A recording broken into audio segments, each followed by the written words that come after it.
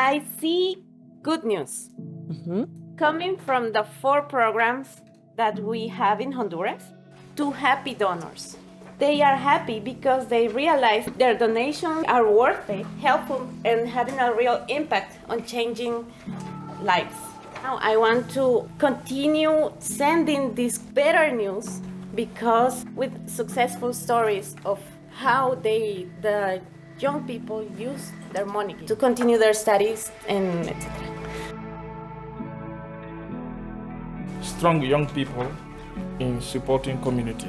Because in our country we have a challenge of how to make young people independent. Like vegetable, yes. It's entrepreneurship. A family center for all, to go out of the standard FS approach.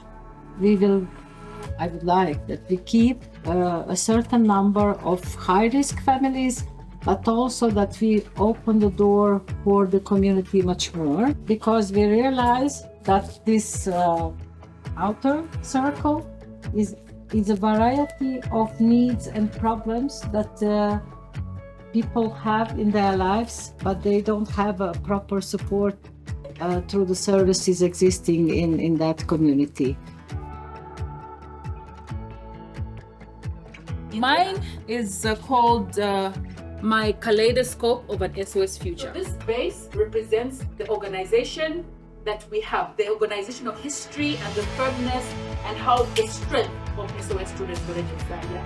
The pillars represent us, the employees. Creating a culture of child and youth participation in the association. You can see it from the picture where this young person is taking the stage in a very important forum, and he was giving the floor to have a say. Going back to the culture where I'm coming from, children are brought up not to confront adults, not to have a say in issues affecting their lives. They have a stage of saying, and it's completely materialized. I dream that maybe it happen in the future that in all over the world we can do our best for the children, for youngsters, for adults who need help.